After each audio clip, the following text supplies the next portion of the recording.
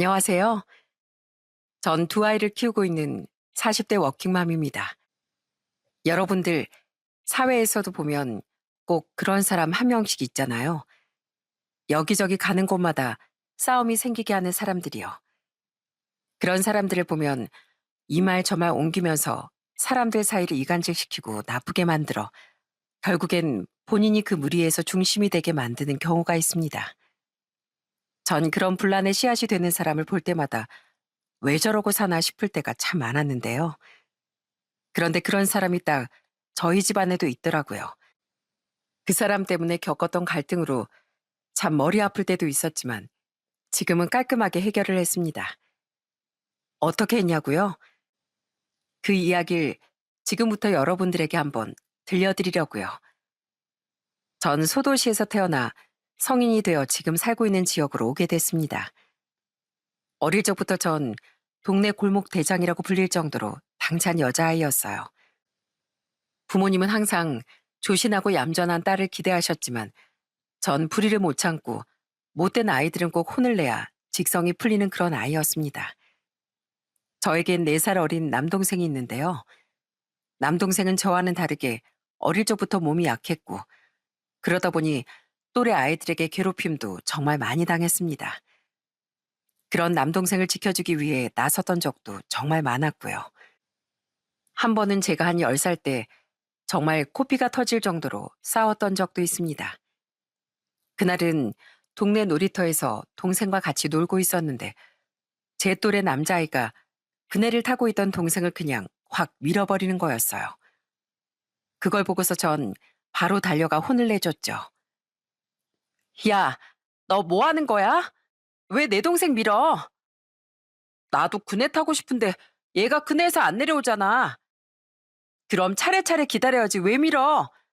너도 한번 당해봐. 그렇게 전 혼쭐을 내주고서 집으로 돌아왔습니다. 그날 모래가 머리에서 발끝까지 뒤엉켜 엉망이 된 절 보고선 엄마에게 엄청 혼이 났지만 그래도 동생을 지켰다는 생각에 참 다행이라고 생각했어요. 그런 제 행동을 보면서 고민을 하시던 부모님께선 차라리 이걸 운동으로 좀 풀어줘야 되겠다는 생각을 하셨던 것 같습니다.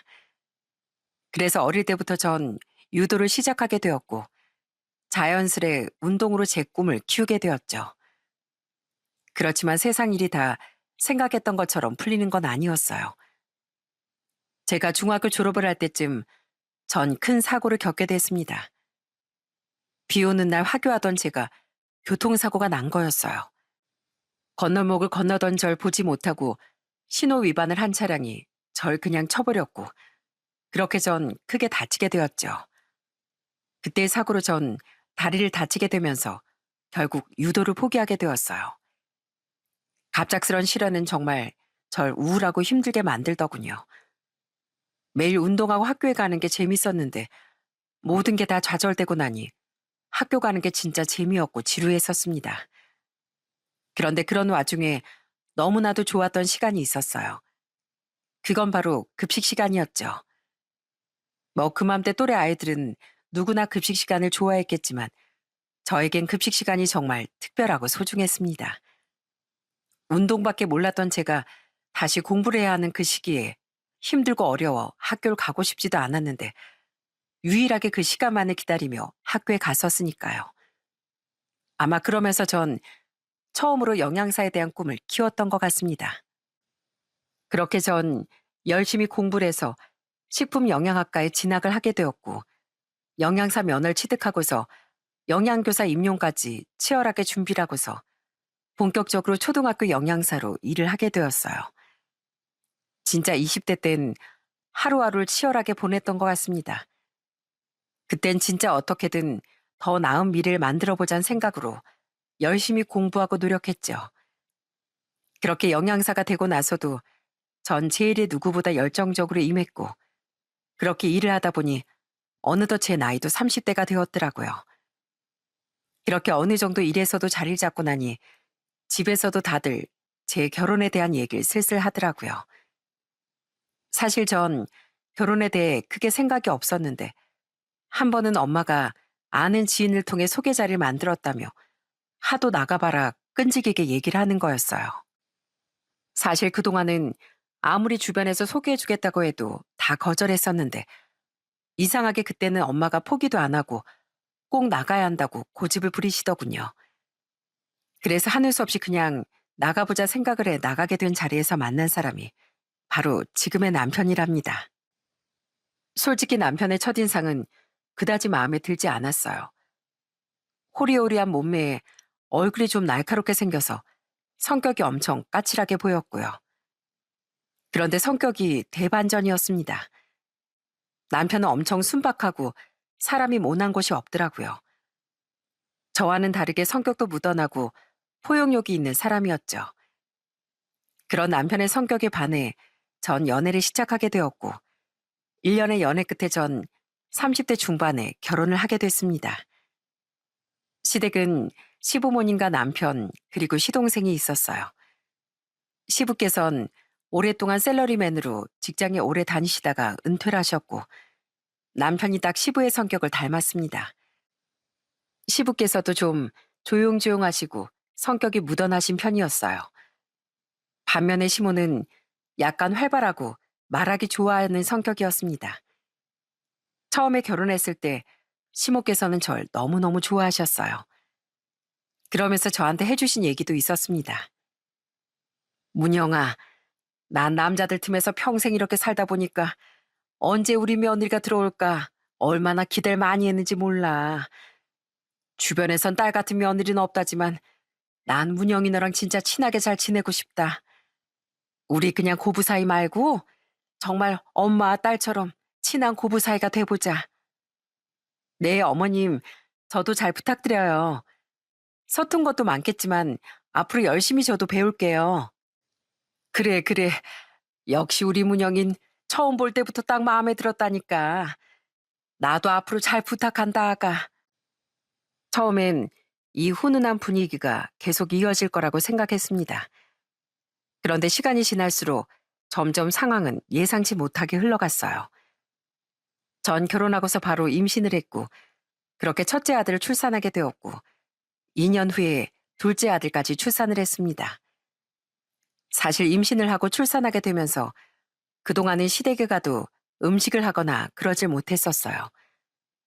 그러다가 둘째까지 출산하고서 둘째가 돌이 지나니까 그때부턴 저도 시댁에서 제사나 명절 음식에 참석을 하게 되었죠. 그런데 그때부터 시모와의 사이가 좀 바뀌었던 것 같아요. 사실 전 영양사 일을 하면서 제가 직접 요리를 하는 것도 중요하다고 생각을 해서 평소에도 요리를 정말 많이 하고 좋아했었습니다. 그러다 보니 제사 음식이나 명절 음식을 만드는 것도 솔직히 좀 재미있고 힘들지 않았어요. 한 번은 제가 명절에 갈비찜을 좀 많이 해서 가지고 간 적이 있었답니다. 그런데 그걸 보고서 시모가 처음엔 좀 난감해 하시더군요. 어머님, 저녁에 좀 먹으려고 갈비찜 해왔어요. 저녁상 따로 차리지 마시고 이걸로 저희 밥 먹어요. 뭐? 갈비찜? 아유, 네가 괜한 걸 해왔네. 우리 식구들은 갈비찜 잘 안 먹는데 고기도 텁텁하고 맛없다고 갈비찜 해봤자 몇 조각 안 먹어서 내가 잘 안 하거든.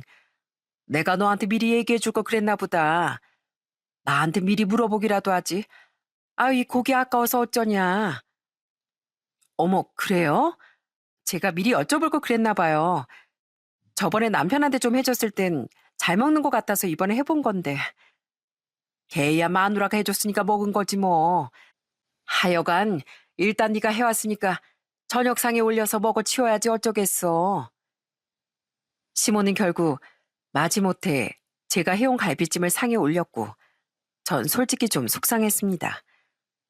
미리 좀 알아보고 할 걸 그랬나 싶기도 하고 남으면 이걸 다 어쩌지 걱정도 많이 됐어요. 그런데 그날 그 갈비찜이 어떻게 됐는지 아세요? 진짜 집에서 제일 큰 냄비에 담아서 갔었는데 그걸 그날 싹 다 먹은 거 있죠? 그러면서 시부고 남편이고 시동생이고 다 제 음식 칭찬을 해줬습니다. 단 시모만 빼고서요. 우리 며느리 요리 실력이 이렇게나 좋았어? 아니 갈비찜이 어떻게 이렇게 맛있어? 이거 어디 맛집에서 사온 거 아니야? 내 평생 이렇게 부드럽고 양념도 딱 좋은 갈비찜은 처음인 것 같은데.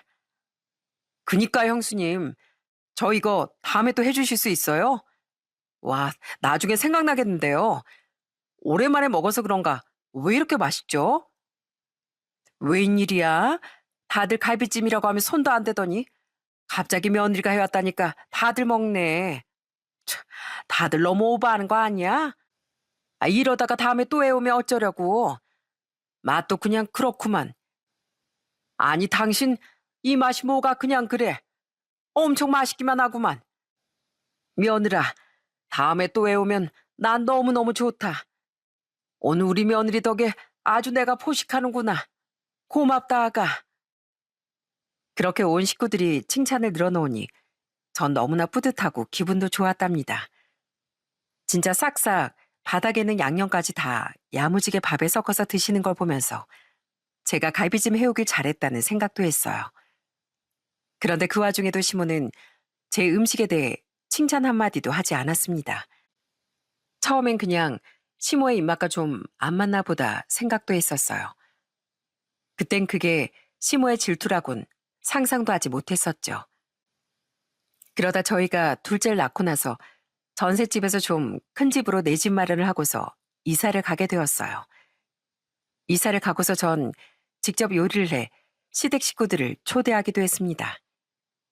그런데 그때 다른 식구들은 다 잘 먹는데 시모만 유독 젓가락만 깨작깨작 대기만 하는 거였어요. 전 그걸 보고서 처음엔 어디가 좀 불편하신 줄 알았습니다. 어머님, 어디 편찮으세요? 입맛에 안 맞으세요? 뭐 다른 거라도 드려요? 에휴, 아니다, 아니야. 난 신경 쓰지 말고 먹어. 시모는 한번 웃지도 않고 말도 제대로 하지 않고선 조용히 앉아만 계셨어요. 그 말 많던 시모가 아무런 말도 하지 않으니 무슨 일이 있나 했습니다. 그런데 딱 그날 시댁 식구들이 돌아가고 나서 제가 걱정돼 남편에게 물었더니 남편이 절 달래면서 얘기를 하는 거였어요. 여보, 엄마 신경 쓰지 마. 괜히 저러시는 거야. 뭐 어디 아프시고 그런 게 아니라 실은 엄마가 당신 요리를 너무 잘해서 좀 질투하시는 것 같아. 뭐? 질투? 아니, 그게 무슨 소리야? 그게 사실 아버지랑 나랑 동생은 엄마 요리 별로 안 좋아하거든. 여태껏 엄마 요리 그렇게 많이 먹어본 적이 없었는데 당신 요리한 걸 워낙 다 잘 먹으니까 엄마가 그게 좀 서운하셨나 봐. 그래서 괜히 저러시는 거니까 당신은 신경 쓰지 마. 전 남편의 말을 듣고선 좀 서운하실 수도 있겠다고 생각했었어요. 솔직히 평생 전업주부로 자식들이고 남편한테 내내 요리를 해주셨는데 갑자기 식구들이 제 요리를 먹고 맛있다고 막 칭찬하고 그러니까 좀 섭섭한 마음도 들고 그럴 수 있지 않겠습니까? 그래서 전 시모의 마음을 이해하고 좀 더 세심하게 챙겨드리려고 노력을 했어요. 시모가 그때 문화센터에서 자수를 배우고 계셨거든요. 진짜 열심히 하시는 걸 보고서 배워서 가지고 온 작품들을 보고 전 엄청 칭찬도 많이 해드리고 시모를 띄워드리기도 했어요. 와, 어머님, 이거 어머님이 진짜 만드신 거예요? 와, 전 진짜 어디서 산 줄 알았어요. 그래? 그런가? 하긴 우리 선생님도 내가 좀 꼼꼼하게 잘한다고 그러더라고. 괜찮지? 내가 다른 거 몰라도 이 손기술, 손재준 좋다니까. 예쁘지? 네, 엄청 예뻐요. 엄청요. 이거 팔면 제가 사고 싶을 정도인데요. 진짜 어머님 손재주 짱이시네요. 그래? 아유, 그렇게 말해주니 고맙구나. 내가 진짜 더 열심히 배워서 나중에 너한테 자수 넣은 손수건 선물해주마. 자수를 넣으면 얼마나 고급지고 예쁜지 몰라. 내가 또 만든 거 있는데 너 한번 볼래?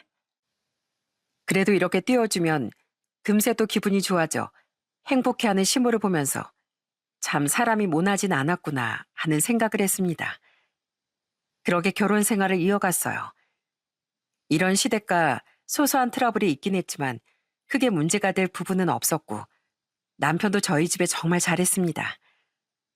이대로만 간다면 그냥 평범하게 결혼 생활을 할 수 있을 거라 생각했죠.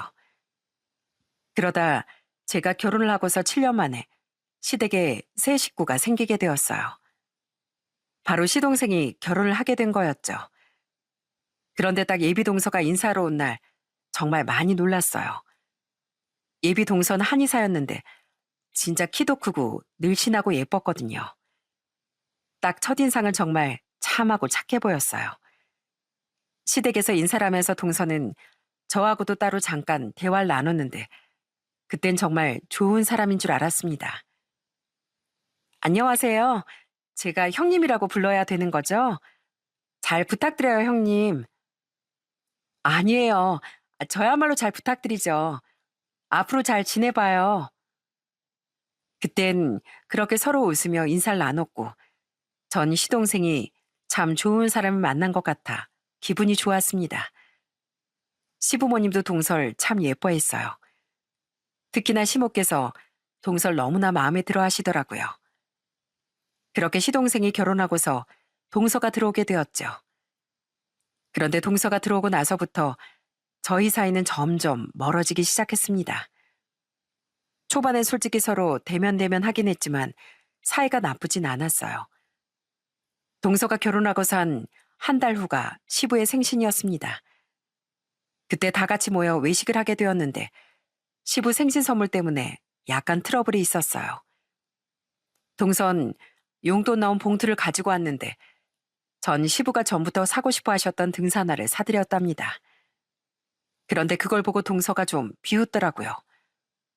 그런데 시모도 그걸 보고서 동서의 말에 동조하는 거였습니다. 어머, 형님, 아무리 그래도 아버님 생신이신데 딸랑 운동화만 사오신 거예요?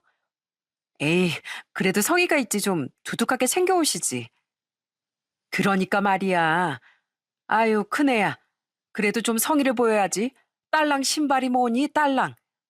신발이 아무 때나 필요할 때 사면 되고 뭐니 뭐니 해도 용돈 주는 게 최고지. 둘째는 보나마나 두둑하게 담아서 온 것 같네. 어머님, 제가 좀 신경 썼어요.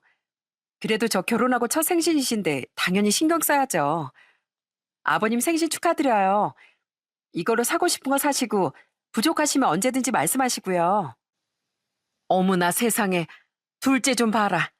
어쩜 저렇게 배포가 크니. 참 누구랑 비교된다, 비교돼. 그렇게 동서와 시모가 은근히 비꼬는데 옆에서 당황스럽기도 하고 화도 나더라고요.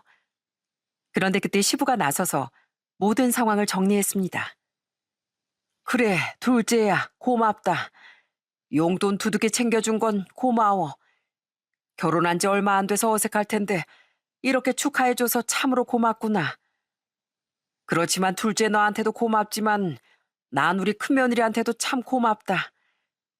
내가 그렇게 내내 얘기한 거 우리 큰며느리만 이렇게 신경 써주고 있었다고 생각하니 정말 눈물 나게 고마워. 아이고 무슨 눈물까지 나. 신발 그거 뭐 얼마나 한다고. 당신이 얼마 안 하는 신발 한번 생각해서 사온 적이라도 있어? 매번 쓸데없는 거 사고 싶다고 한다고 타박만 했지. 그네가 나를 얼마나 생각했으면 이런 것도 다 챙겨서 선물로 주겠어. 돈도 돈이지만 사람 마음이 들어간 게 제일이야. 그거 생각하면 큰애가 나한텐 제일 큰 선물 해준 거지 뭘. 뭘 그렇게까지 얘기를 해. 다들 쓸데없이 돈으로 비교하지 말어. 전 그런 시부의 말에 사실 서운한 마음이 눈 녹듯이 녹는 것 같았습니다. 그렇게 시부의 생신이 끝이 나고서 얼마 뒤 갑자기 주말에 시모에게서 저한테 연락이 왔어요. 지나가는 길에 애들도 좀 볼 겸 오시겠다는 연락이었죠. 그렇게 저희 집에 시모가 오셨는데 보고 싶었다던 손주들은 잘 안 보고 갑자기 저한테 하소연을 하기 시작하는 거였어요. 얘 문영아, 네 동서 좀 너무 건방지지 않니? 네? 갑자기요? 뭐 무슨 일이라도 있으셨어요? 아니, 내가 이번에 몸 여기저기가 결려가지고 침도 맞고 한약도 지어주라고 했더니만 딱 잘라서 거절하는 거 있지? 한의원 다 예약 손님만 받는다고 나더러 예약하고 방문해야 한다고 그러는 거야. 걔는 어떻게 가족한테 그렇게 냉정하게 그런다니? 아, 그래요?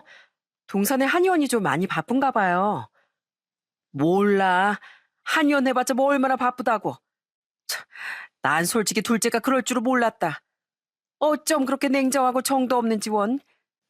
거기다가 걔가 글쎄 뭘 하는지 아니?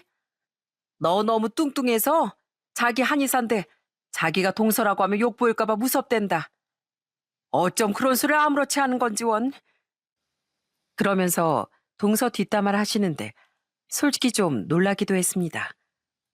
거기다가 동서가 제 욕까지 했다고 하니 진짜 저도 화나고 열불이 나더라고요. 그 뒤로도 시모는 종종 저에게 동서 뒷담화도 하고 동서가 제 욕을 했다는 걸 다 알려주기도 했습니다. 사실 누구보다 시댁 식구들 중에서 동서를 제일 환영하고 좋아하셨던 분이 시모였는데 저에게 하는 말만 들으면 동서를 엄청 미워하는 것 같았어요. 그런데 또 막상 가족들이 다 모일 땐 동설 시모가 또 엄청 챙기시더라고요. 그럴 때마다 진짜 황당했죠. 그런데 또 시모가 동서를 막 챙기기 시작하니까 동서가 언젠가부터 절 무시하기 시작하더군요. 사실 전 두 아이를 낳고서 살이 좀 찐 상태였거든요. 근데 동서는 워낙 관리도 잘 하던 터라 늘씬하고 몸매도 좋았습니다. 그런데 어느 날 다 같이 밥을 먹고 둘러앉아 과일을 먹는데 뜬금없이 동서가 살 얘기를 꺼내는 거였어요. 형님, 형님은 뭐 따로 운동 안 하세요? 아니, 이제 조카들도 학교 들어가고 좀 관리하셔야 되는 거 아니에요? 요즘 애들은 또 빨라가지고 엄마가 뚱뚱하면 싫어한다던데 그런 소리는 안 해요? 에이, 재수 씨, 우리 와이프 이거 살 아니에요. 근육이라고요. 우리 와이프가 왕년에 운동 꽤나 했던 사람이거든요.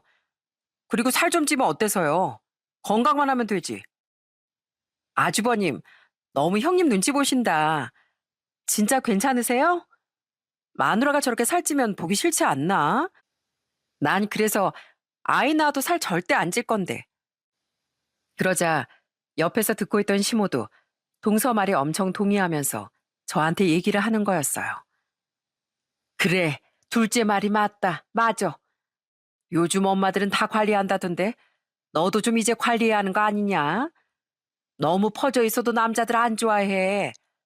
우리 큰아들이 속이 좋아서 그렇지.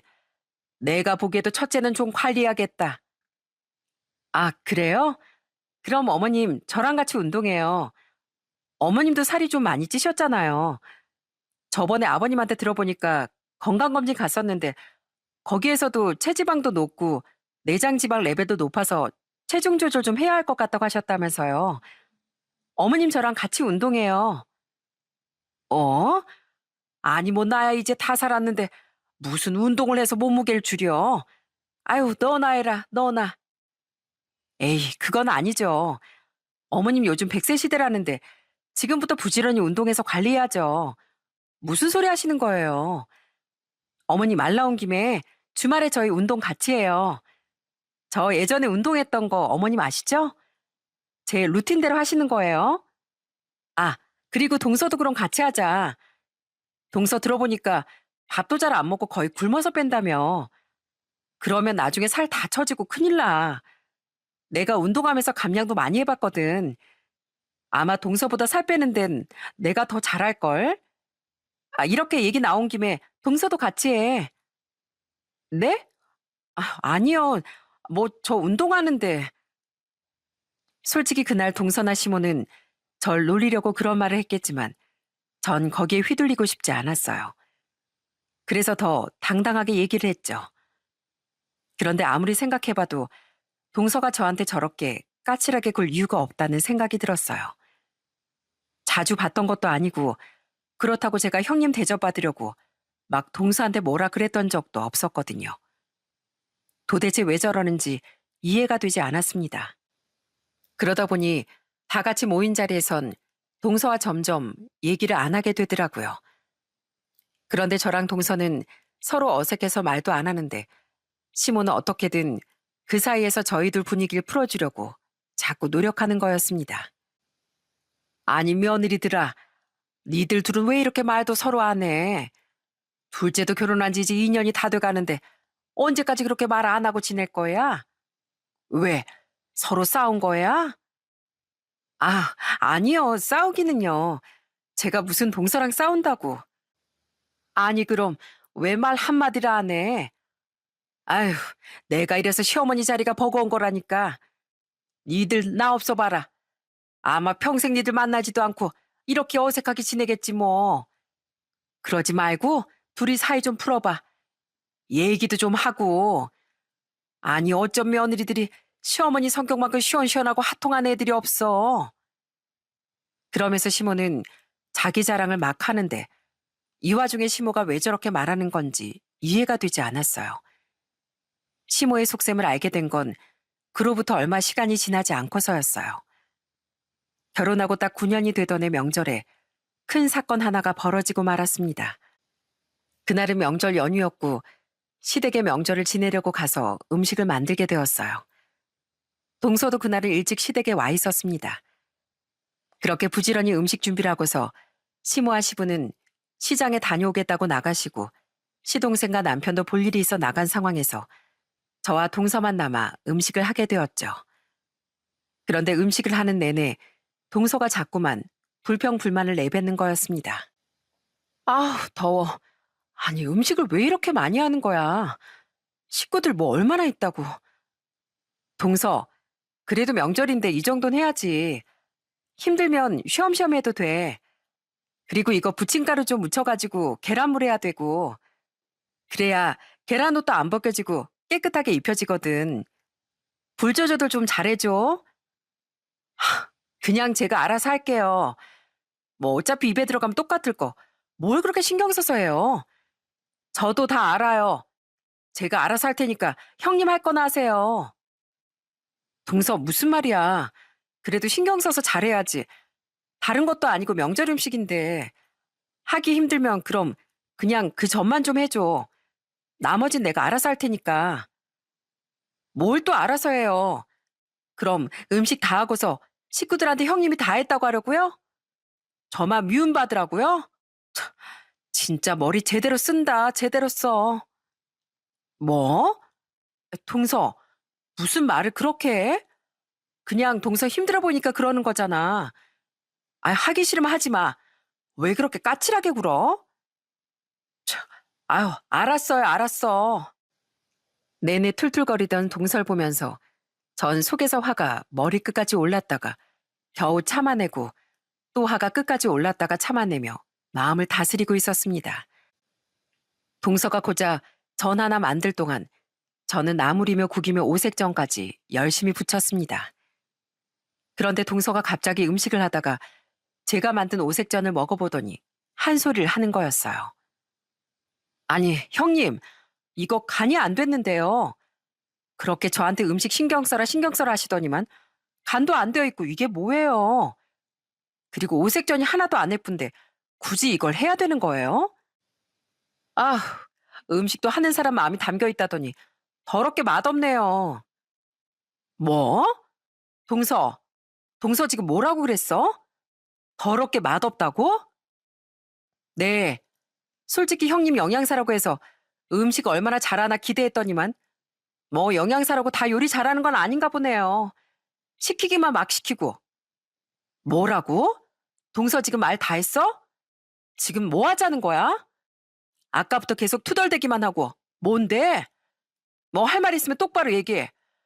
대체 뭐가 불만이길래 지금 연자르나 대고 그런 소리 하고 있냐고?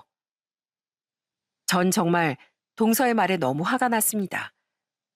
도대체 동서가 왜 저한테 이러는지 이해도 되지 않고 너무 뜬금없는 태도에 어이가 없더라고요. 저한텐 갑자기 시비를 거는 것 같았고요.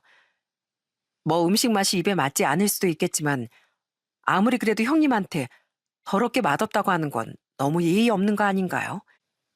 그런데 동서는 계속해서 절 향해 비아냥대기 시작했습니다. 아니, 그렇잖아요. 솔직히 영양사 그런 거 뭐 아무나 할 수 있는 거 아니에요?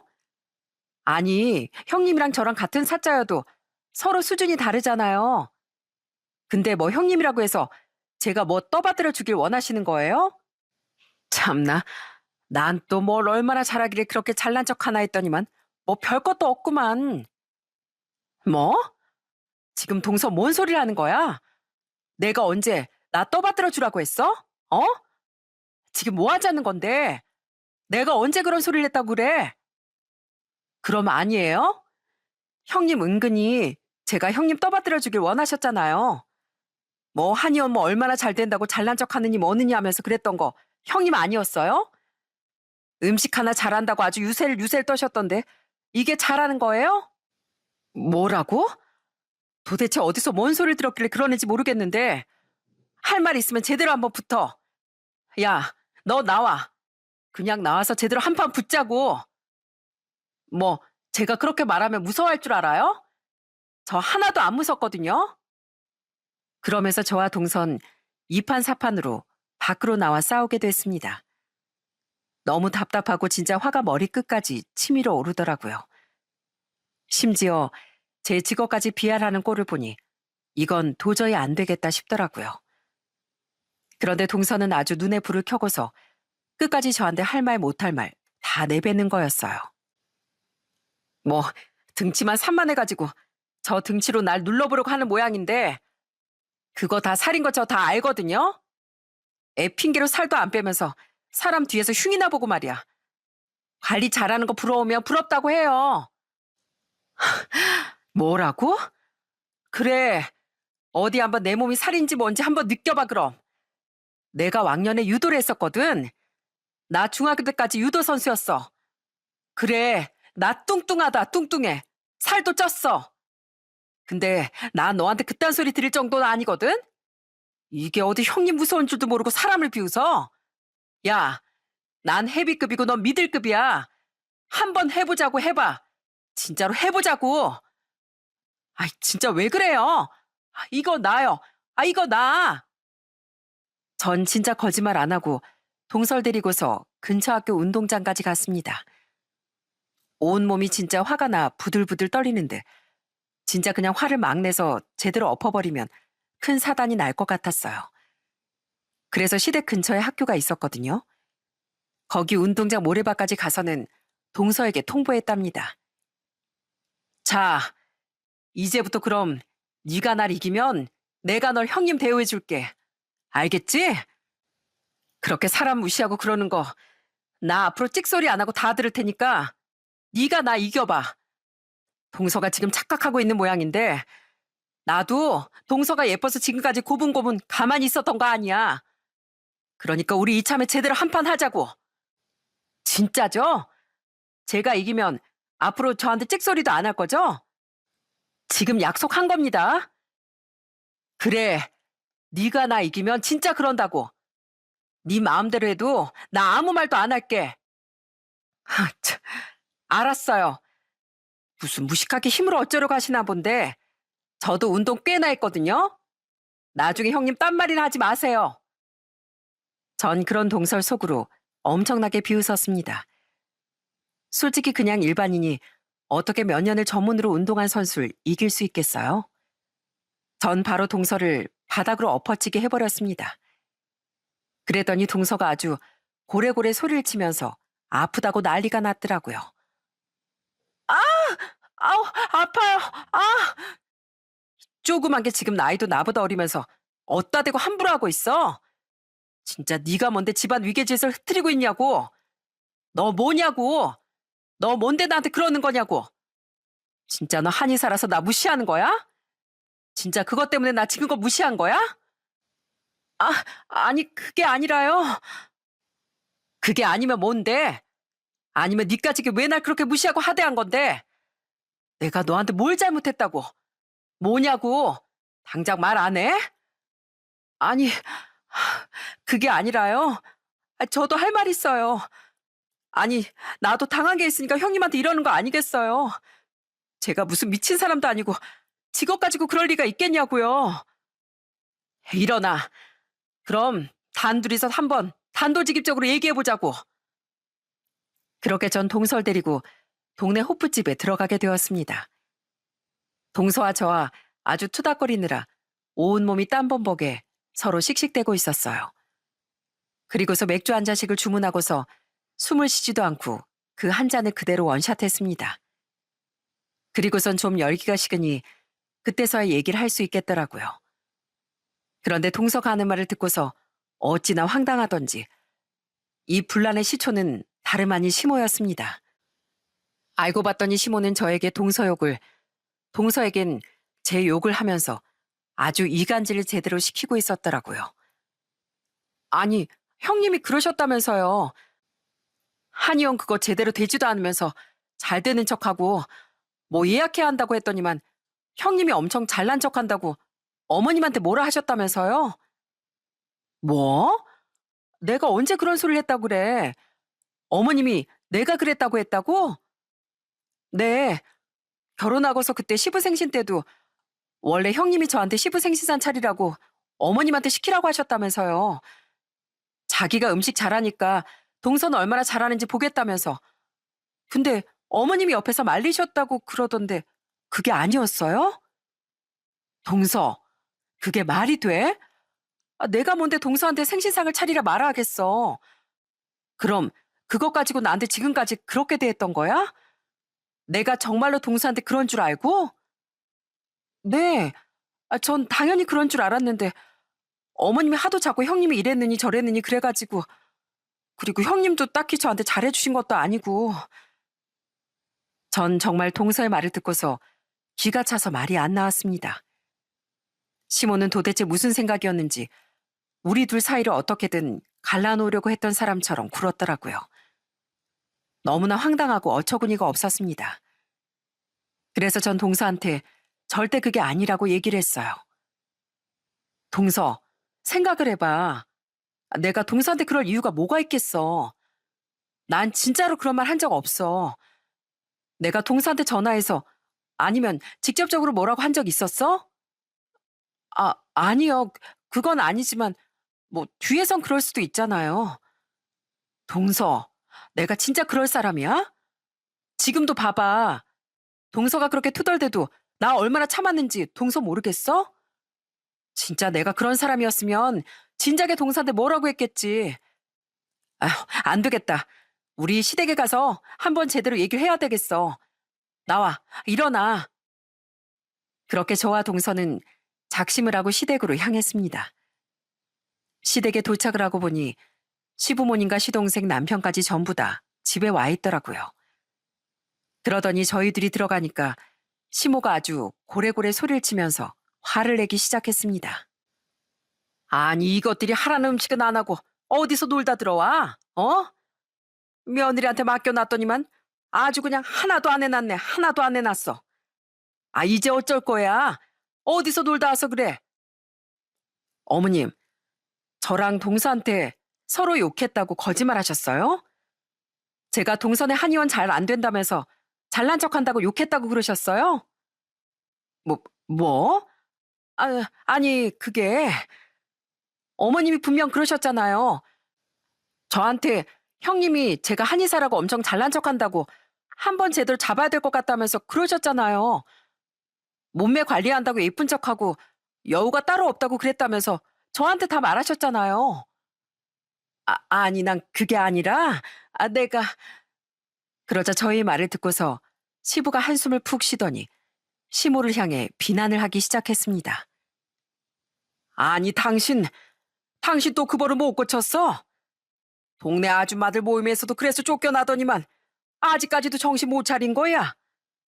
세상에 어떤 시어머니가 자기 며느리들 이간질을 시켜? 가족들 우애 다 깨뜨리려고 작정했어? 아니 난 그게 아니라 난 그냥 며느리들이랑 친해져 보려고. 누가 욕을 하면서 친해져? 이 사람이 정말 뒤에서 뭐 하는 짓이야? 그러자 시모는 아무런 말도 하지 못하고 당황해 어쩔 줄 몰라 하더라고요. 전 그 모습을 보면서 너무 황당하고 어이가 없었어요. 어머님, 진짜 너무하시네요. 제가 어머님이랑 지금까지 잘 지내보려고 얼마나 노력했는지 모르세요? 어머님 저 요리하는 것도 꼴사나워해서 남편은 아예 제가 요리하는 거에 대해 시댁에서 말도 못 꺼냈어요. 애들도 어릴 때부터 아예 말도 못하게 단단히 교육시키고 그랬는데 어떻게 어머님이 그러실 수가 있어요? 어떻게 며느리가 이렇게 노력하는 걸 끝까지 못 알아주시냐고요? 동서랑 저랑 이러다가 정말 사이가 깨졌으면 어쩌시려고 그러셨어요? 어쩌시려고요? 난 사이가 깨지게 하려고 그런 게 아니라 그냥 시어머니로서 그냥 자리를 좀 잡아보려고. 뭐 우리 둘이 사이 안 좋으면 어머님이 나서서 사이 풀어서 대장 노릇이라도 해보시려고 한 거예요? 진짜 대단하시네요. 저 이번 일은 도저히 이해가 안 됩니다. 도저히 제 마음이 받아들여지지가 않네요. 오늘은 이만 그냥 가보겠습니다. 저도 가볼게요, 어머님. 저 진짜 실망이에요. 전 어머님이 진짜로 제 편이라서 그런 말까지 해주시는 줄 알았어요. 근데 그게 다 거짓말이었다니 진짜 실망이에요. 아유, 얘들아, 미안하다, 미안해. 내가 그러려고 그런 게 아니라. 됐어요. 저희 갈 거고요. 어머님이랑 앞으로 얘기할 일은 없을 것 같네요. 그렇게 전 시댁을 나와버렸고 제 뒤를 따라 동서 역시 시댁을 나와버렸습니다. 뒤따라 남편도 애들을 챙겨 나오고 시동생도 같이 나왔어요. 이게 도대체 무슨 일인지 진짜 명절 한번 기가 막히게 보내는구나 싶더라고요. 그렇게 시댁에서 나온 저희 가족과 동서는 다음에 한번 제대로 만나서 얘기를 풀어보자고 말을 하고선 각자 집으로 돌아갔습니다. 솔직히 그날은 진짜 아무것도 하기 싫더라고요. 너무나도 충격적이고 사람이 어떻게 그럴 수 있는지 시모에 대한 실망감이 너무 컸거든요. 남편은 저한테 엄청 미안해하고 다시는 시모를 만나지 않아도 된다고 얘기를 해줬고요. 그리고 며칠 뒤 저희 집으로 시동생네가 오게 됐습니다. 그날은 저도 진짜 오랜만에 솜씨를 좀 부렸어요. 동서가 제 음식은 제대로 먹어본 적이 없어서 동서에게 맛있는 음식을 해주게 됐습니다. 그렇게 다 같이 모여 식사를 하면서 그동안의 오해도 참 많이 풀었어요. 특히나 동서는 제가 뚱뚱하다고 생각한 적도 없다고 했습니다. 오히려 제가 안쓰러웠었대요. 사실 저 어머님이 저한테 형님 욕하기 전까진 솔직히 제가 먼저 형님한테 저희 한의원 와보시라고 얘기해보려고 했었어요. 형님 애 출산하시고서 그 살이 안 빠지신 거죠? 그래, 둘째 낳고 나니까 살이 잘 안 빠지더라고. 예전엔 조금만 덜 먹어도 잘만 빠지던데 왜 안 빠지는지 몰라. 저희 한의원에도 출산하고 육아하시면서 살이 많이 쪄서 오신 분들 많으시거든요. 그분들이 뭐 게을러서 아니면 진짜 많이 먹어서 그런 게 아니라 임신이랑 출산하면서 몸도 망가지고 제대로 몸이 기능을 못하니까 살이 더 쉽게 찌는 거거든요. 물론 운동이랑 식이하는 것도 중요하지만 자세한 방법을 알려드리고 싶었는데 어머님한테 형님이 저 몸매 관리 잘한다고 잘난 척하는 것 같다고 했다는 걸 듣고선 그 마음이 싹 사라졌거든요. 죄송해요. 제가 형님한테 좀 물어볼 걸 그랬어요. 아니야. 뭐 나라고 잘한 것도 없는데 뭘. 우린 이젠 좀 서로 얘기도 하고 그러자. 형님 동서라고 너무 서로 조심하니까 이런 오해도 생기는 것 같기도 하네. 그렇게 그날 동서와의 오해는 싹 풀게 됐습니다. 그리고 딱 하나 해결해야 할 것이 남아 있었어요. 그건 바로 시모였죠. 사실 남편의 말대로 앞으로 시모를 안 볼 수도 있었겠지만 저나 동서나 그건 좋은 방법이 아니라는 생각이 들었습니다. 오히려 당당하게 시댁에 가기로 했어요. 대신 전처럼 시모를 대접해주진 않기로 했습니다. 그래서 저희는 시부에겐 정말 살갑게 누구보다 잘하지만 시모에겐 딱 할 말만 하면서 지금도 그렇게 지내고 있답니다. 예전엔 시모가 시댁에서 왕이나 다름없었다면 지금은 왕의 자리에서 내려오게 된 거죠. 그러니 이제는 불만이 있어도 저희한테 아무런 말도 못 하신답니다. 그리고 남편과 시부도 이젠 더 이상 시모의 말을 참지 않고 무시하고 있고요. 그 전에 그렇게 저희가 잘하려고 할 땐 한 번 저희 생각도 안 하시더니만 이젠 오히려 시모가 저희랑 같이 어울리고 싶어서 막 저희한테 얘기를 하시기도 합니다. 아가, 우리 여자들끼리 여행이나 좀 갈까? 남자들은 빼고 말이야. 우리끼리 여행 가서 그동안의 오해도 풀고 그러는 거 어떠니? 내가 미안해서 그러니까 비용은 내가 다 내마. 저 휴가 일정 다 꽉 찼는데요. 저도요. 한연이 바빠져서 안 되겠어요. 아니, 그냥 1박 2일로 가도 되잖니. 주말에 가자. 내가 아주 괜찮은 곳 알아본다니까. 바빠서 안 돼요. 어머님 혼자 가세요. 그렇게 시모아는 냉정하게 선을 그으며 살고 있습니다. 시몬, 이제 와서 미안하다 어쩐다 얘기를 자꾸만 하시지만 저나 동서나 앞으로 시모와 가깝게 지낼 일은 없을 것 같네요. 어쨌든 남편의 엄마이니 어느 정도 해야 할 도리는 하겠지만 정말 시모가 원하는 대로 딸 같은 며느린 아마 눈 감기 전까진 하지 못할 것 같습니다. 그리고 전 요즘 동선의 한의원에 다니며 한방 다이어트를 하고 있어요. 동서랑 사이를 풀고 나니까 완전 저랑 성격이 잘 맞더라고요. 저와 음식 취향도 비슷하고 운동을 좋아하는 것도 비슷해서 같이 자전거 라이딩도 가보고 등산도 몇 번 했었습니다. 이번에 서로 바쁘다 보니 오랜만에 봤는데 동서가 절 보고서 얼마나 깜짝 놀랐는지 모릅니다. 어머, 형님 요즘 왜 이렇게 살이 빠졌어요? 뭐 운동도 같이 하세요? 와, 아예 반쪽이 됐는데요? 그래? 동서가 나한테 지어준 한약이 잘 맞나 봐. 살이 진짜 쏙쏙 잘 빠지더라고. 동서, 고마워. 동서 덕분에 나 진짜 처녀 때 몸무게 달성하겠어. 에이, 전 그냥 도만 약간 드린 거지. 이거 다 형님이 이루신 거죠. 살 빼는 게 어디 쉽나요? 형님, 진짜 대단해요. 역시 형님은 못하는 게 없으시다니까요. 그렇게 저희는 서로를 위해주고 배려해주면서 참 잘 지내고 있습니다. 비록 시모아는 전처럼 편하게 지내고 있진 않지만 여전히 따뜻하고 정 많은 시부와 성격 좋은 시동생 그리고 착한 우리 남편과 함께 앞으로도 행복하게 잘 살아보려고요. 저희 친정 부모님도 건강하게 잘 지내시고 특히나 이번에 남동생이 결혼을 하게 되면서 저도 올케가 생기게 되었답니다. 이번에 올케가 들어오면 전 진짜 성심을 다해 잘해주려고 해요. 또 이런 갈등을 겪고 싶진 않거든요. 여러분들은 어떠신가요? 가정 내에서 혹시 분란을 일으키는 사람이 있으신가요? 참 이게 가족이다 보니 평생 안 볼 수도 없고 그렇다고 자꾸 보면 속이 부해가 나고 너무 어려운 것 같습니다. 이럴 땐 어떻게 해야 할지 고민도 많아지는 것 같고요. 저희가 생각한 최선의 선택은 그저 선을 냉정하게 유지하는 거였는데 여러분들은 저희의 선택이 괜찮다고 생각하시나요? 그래도 부디 앞으론 시모가 다른 곳에선 제발 분탕질을 안 하길 바랄 뿐입니다. 흔히들 그런 말 있죠? 사람이 셋 이상이 있으면 갈등이 생길 수밖에 없다는 말이요. 이 말처럼 다수가 모이게 되면 아무래도 서로 다른 부분들이 또 갈등이 되는 것 같네요. 이곳의 사연들도 올라오는 걸 들어보면 이런 사람 사이 갈등 때문에 고민하는 분들이 많으신 것 같네요. 그렇지만 제가 곰곰이 생각을 해보니 이런 갈등에 속을 썩어봤자 피해보는 건 저 자신인 것 같습니다.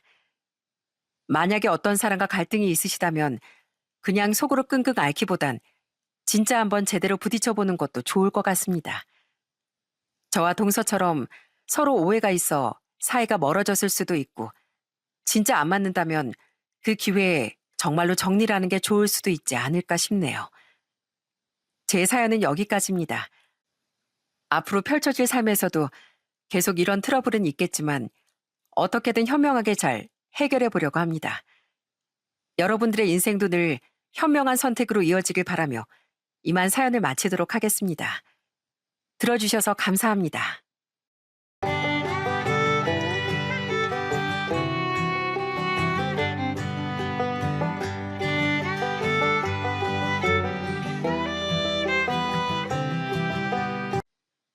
안녕하세요. 전 누구보다 삶을 치열하게 살아왔던 40대 여성입니다. 제 인생은 굽이굽이 산을 넘어가는 것 같이 고난과 역경이 참 많았어요. 그 고난들을 넘기 위해 전 정말 피나는 노력을 했습니다. 그런 제 노력을 무시하고 얕잡아 봤던 사람들도 많았어요. 그리고 그런 사람들은 결국 저에게 무릎을 꿇고 말았습니다. 주변 사람들께 제일 불쌍한 아이였던 제가 이젠 누구보다 당당하게 살 수 있었던 이유를 여러분들에게 속 시원하게 털어놔 보려고요. 저희 집은 엄마, 아빠, 저, 여동생 이렇게 네 식구였습니다. 아주 어릴 적엔 넉넉한 형편은 아니었지만 가난 속에서도 늘 저희 식구들은 행복했어요. 아빤 건설 현장에서 철거와 골재를 운반하는 일을 하셨습니다. 가난에서 벗어나고자 아빤 먼지와 분진이 수북히 쌓이는 현장에서 정말 열심히 일하셨지만 집 상황이 나아지는 일은 쉽지만은 않더라고요. 그러다 저희 집이 크게 기울게 된 사건이 벌어졌습니다. 그때가 제가 8살 때였는데 아빠가 폐결핵에 걸리신 거였어요. 아무래도 오랜 기간 먼지에 쌓여 일을 하시다 보니 폐 건강이 급속도로 나빠지게 되셨고 결국 병에 걸리게 된 거였습니다. 지금도 생각이 나는 장면은 아빠가 병실에 누워 계신 장면이에요. 누구보다 든든하고 건강했던 아빠가 한순간에 쓰러져 누워있는 모습을 보고서 전 정말 큰 충격을 받았습니다. 그런 절 보면서 아빤 아무렇지 않게 웃으며 얘기를 하셨죠. 주연이 왔어? 여기까지 왜 왔어? 그냥 집에 있지. 놀랐지? 아빠 잠깐 아파서 병원 온 거야. 금방 다시 집에 갈 거니까 걱정하지 마. 아빠, 괜찮은 거 맞아? 그럼 아빠 괜찮어. 걱정하지 말라니까. 얼른 엄마랑 집에 가. 누가 봐도 숨을 가쁘게 들이쉬는 아빠였지만 제 앞에선 괜찮은 척 얘기하는 모습을 보면서 그 어린 저도 참 마음이 좋지 않았던 기억이 있네요. 아빤 병원비 때문에 제대로 치료도 받지 못하고 일찍 퇴원을 하시게 되었고 집에서 요양을 할 수밖에 없으셨습니다. 그때 당시 집안 사정도 좋지 않은데 아빠의 병원비와 약값까지 더해지니 집은 순식간에 기울어졌어요. 처음에 엄만 생계를 위해 여기저기 일을 다니며 생활비를 버셨지만 시간이 가면 갈수록 상황은 더 나빠지기만 했습니다. 그러던 어느 날 아빠가 병을 앓은 지 6개월이 지났을 무렵 이른 새벽에 전 충격적인 장면을 목격하게 되었어요. 그건 바로 엄마가 큰 가방을 가지고서 집을 나가려고 하는 장면이었습니다. 잠결에 눈을 떴는데 옷가방 하나를 들고 문 앞에 서 있는 엄마를 보고서 전 순간적으로 너무 놀라 바로 일어나 엄마의 옷자락을 잡았어요. 그런데 엄만 딱 한마디만 하고 제 손을 뿌리치셨습니다. 미안하다. 엄마 더는 못 버티겠어. 그리고선 훌쩍 나가버리는 엄마를 전 쫓아갈 수도 없었어요. 그땐 엄마가 다시 집으로 돌아오실 거라고 굳게 믿었거든요. 그냥 당장은 너무 힘들어 엄마가 버티기 힘들어서 그런 거라고 생각했습니다. 그런 제 희망이 꺾여버린 건 엄마가 그렇게 가출을 하고서 1년이라는 시간이 지났을 무렵부터였어요. 더 이상 엄마가 다시 돌아오지 않는다는 걸 그때부터 전 알 수 있었죠. 아빤 엄마가 집을 나가셨다는 사실을 아셨음에도 엄마를 찾지 않으셨어요. 아마 당신이 몸도 좋지 않고 일도 할 수 없으니 엄마를 선뜻 붙잡지 못하셨겠죠. 그렇게 엄마가 떠나고서 저희 집은 더더욱 힘들어졌습니다. 아빤 아픈 몸을 이끌고서 어떻게든 일을 해보려고 하셨지만 솔직히 아픈 사람에게 누가 일거리를 주겠습니까? 겨우 한 달에 한두 번 소소한 일거리를 하고 받은 돈으로 하루에 한 끼도 겨우 먹을 수 있었습니다. 특히나 그때 겨울은 유난히 더 추웠어요. 난방을 제대로 떼지도 못하니 저흰 동네 여기저길 돌아다니며 버린 이불 더미들을 가지고 와 집안을 채워놓곤 했죠. 그리고선 그 산더미처럼 쌓인 이불 사이에 들어가 잠을 청하곤 했습니다. 한 번은 잠을 자던 동생이 일어나 엉엉 울면서 절 깨웠던 적이 있었어요. 언니, 너무 추워. 춥고 배도 고파. 언니, 아빠는 언제 와? 언니, 나 무서워. 아빠 일하러 가셨어. 이제 금방 오실 거야. 많이 추워? 언니가 안아줄게. 조금 자다가 일어나면 해 뜨니까 따뜻해질 거야. 얼른 자자. 고작 10살밖에 되지 않은 제가 7살인 어린 여동생을 달래며 오지도 않는 잠을 억지로 청하는 건 정말로 힘든 일이더라고요. 아마 그때 전 속으로 다짐을 했던 것 같아요. 이 가난에서 기필코 벗어나고 말겠다는 그런 굳은 다짐을 이때부터 했던 것 같습니다. 결국 저희 집은 동사무소에서 기초수급자 등록을 하게 되었어요. 기초수급자 등록을 하고 나니까 그래도 쌀이나 이런 먹을 것도 조금씩 지원을 받을 수 있었어요. 그런데 그땐 그게 얼마나 자존심이 상하고 슬펐는지 모릅니다. 지금은 개인정보 보호도 잘 되어 있어 이런 가정 상황을 주변에서 잘 모르는 경우도 많지만 그땐 주변에서 이런 상황들을 쉽게 알 수 있었거든요. 그러다 보니 학교에서 친구들이 절 정말 많이 놀리기도 했어요. 야, 니네 아빠 결핵이라며. 그거 엄청 가난해서 걸리는 병이라던데. 니네 집은 그런 병 걸릴 정도로 가난한 거야? 야, 주연이랑 말하지 마. 너도 결핵 걸릴지 모르잖아. 우리 그냥 가자. 못된 친구들이 그렇게 놀려대며 깔깔대고 웃었지만 전 아무것도 하지 못했습니다. 그게 사실이었으니까요. 그저 그런 말을 듣고서 뒤에서 몰래 눈물을 흘리는 것만 할 수 있었죠. 그러면서 전 성격도 많이 변했습니다. 늘 주변을 경계했고 자격지심으로 똘똘 뭉쳐 사람들에게 적개심을 많이 가지고 있었거든요. 그런 저에게 따뜻한 손길을 내밀어준 사람들이 있었어요. 저희 집은 주택들이 모여있는 곳에 있었는데 저희 집은 골목에서도 제일 안쪽에 가장 허름한 집이었어요. 늘 외지고 빛도 잘 안 드는 집이라 곰팡인 기본이고 벌레들도 항상 들끓었는데 어느 날은 그 집에 누군가가 찾아온 거였어요. 학교에서 돌아오는 길에 대문 앞에 누가 서 있는 걸 봤습니다. 누구세요? 아, 네가 주연이구나. 난 여기 저 앞에 슈퍼 있지? 거기 슈퍼 아저씨야. 몇 번 본 거 같은데 기억 안 나? 아, 슈퍼 아저씨가 여기 왜 오셨어요?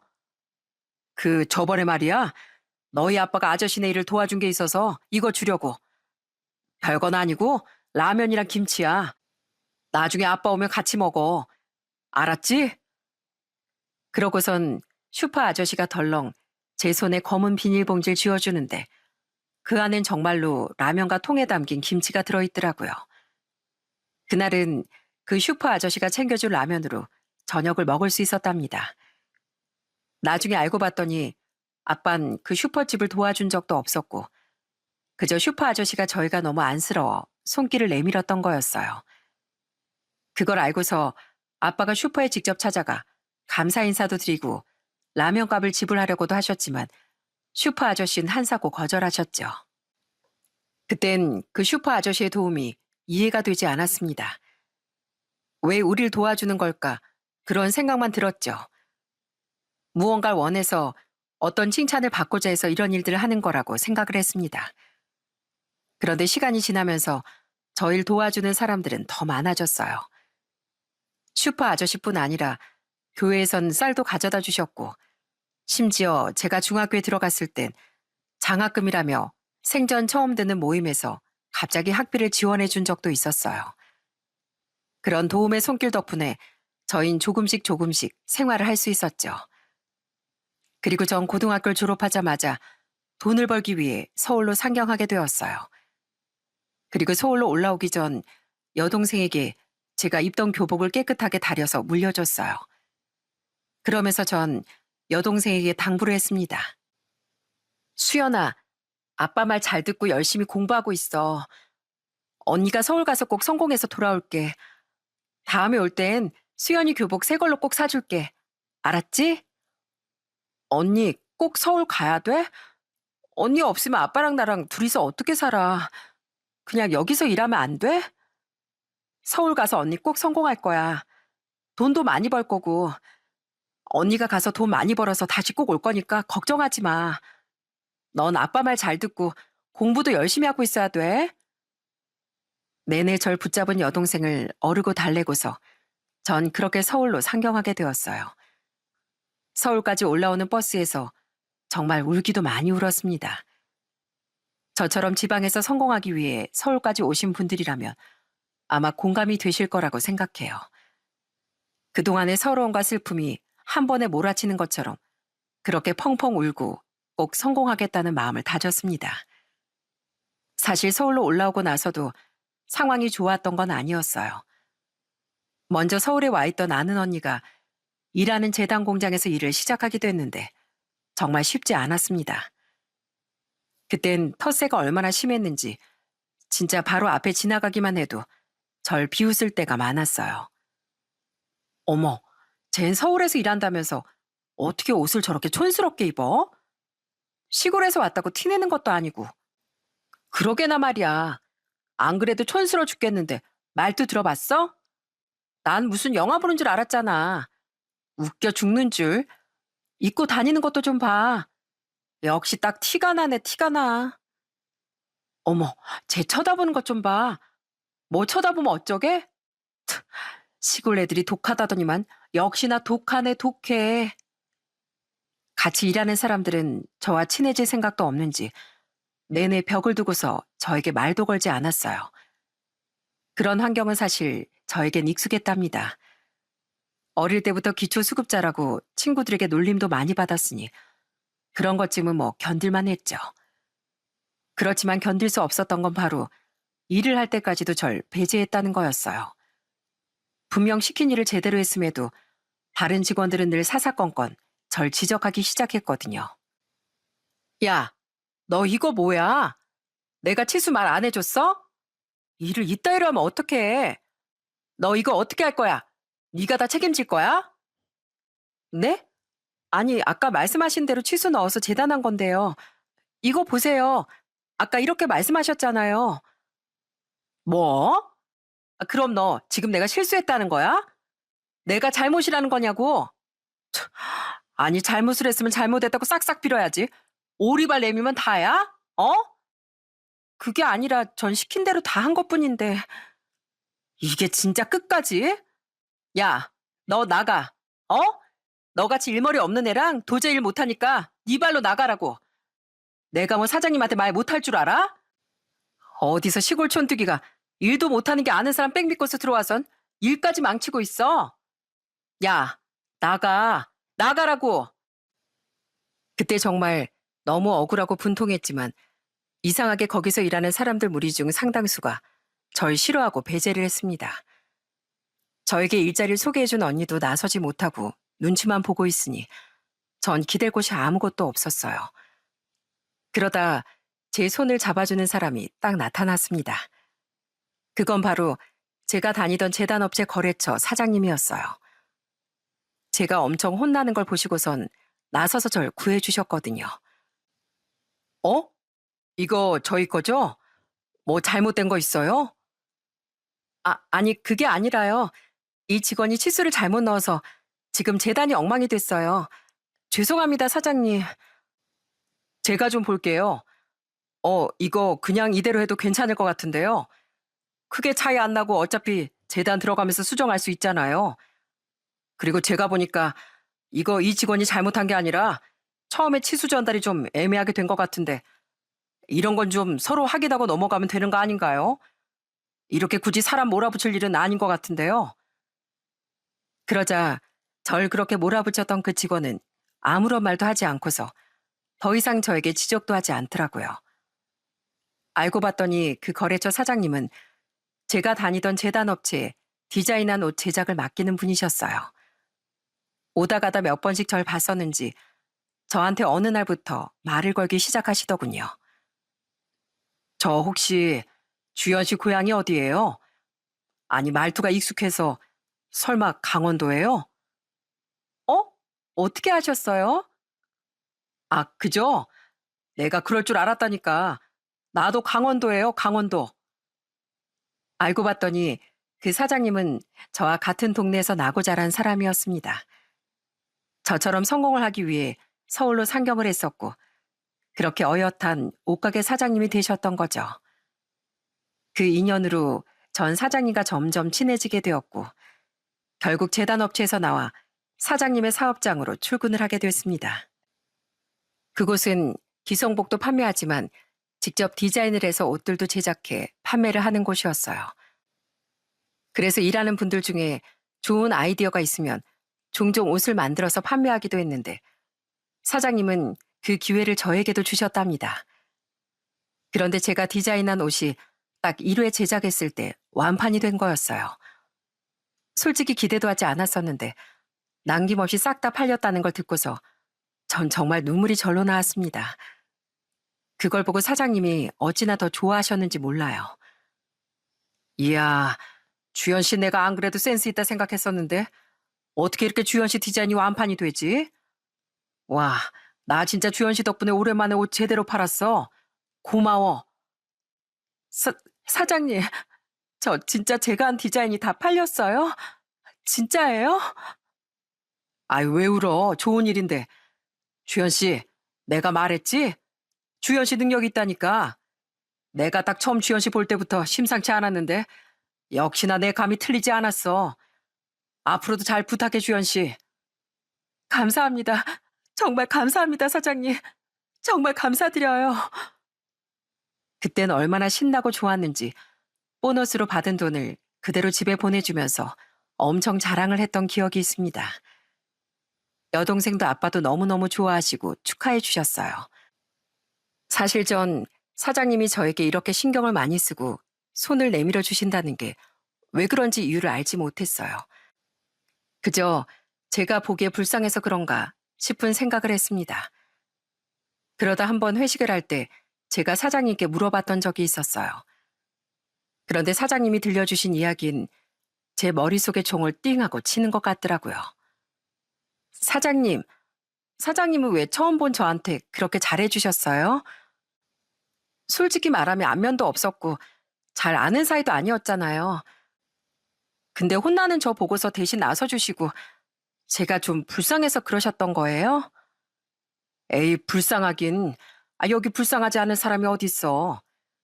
사실은 내가 한 30년 전에 여길 딱 올라왔을 때 나도 주현 씨처럼 엄청 혼났던 시절이 있었어. 내가 여기 왔을 땐 내 이름이 아니라 촌뚝이라고 불렸다니까. 나한테 일도 안 주고 맨날 청소만 하라고 하고 구박만 하고 돈도 제대로 안 주고 다시 고향에 가야 하나 싶었을 때 그때 딱 어떤 사장님이 날 보고서 자기랑 일해보자고 하는 거야. 나도 그때 그랬어. 나를 언제 봤다고 나더러 같이 일하자고 하는 건지 믿을 수도 없었고 나 등쳐먹으려고 그러는가 했었지. 근데 그 사장님 덕분에 나 지금 여기서 이렇게 먹고 사는 거야. 나도 주현 씨처럼 사장님한테 물어봤던 적이 있었거든. 근데 그때 사장님이 뭘 하셨는지 알아? 뭘 하셨는데요? 그 사장님도 동양이셨던 거예요? 아니, 그 사장님은 태생이 서울이셨어. 그래서 더 의아했지. 근데 그 사장님이 그냥 도와주고 싶었대. 그거 듣고서 처음엔 정말 황당하고 어처구니가 없더라고. 생파 모르는 사람을 누가 그냥 도와줘? 근데 마음이 그러셨대. 자꾸만 눈길이 가고 도와주고 싶었다더라고. 그 사장님도 젊었을 적에 일을 정말 더럽게 못해서 엄청 혼이 나셨대. 근데 내가 똑같이 혼만 나고 있으니 자기랑 똑같아 보였나 봐. 그래서 날 도와주셨어. 주현 씨 딱 봤을 때 말투가 내가 처음 서울 왔을 때 말투랑 비슷했거든. 근데 나처럼 똑같이 혼나고 있으니 도와줘야겠다는 생각이 바로 들더라고.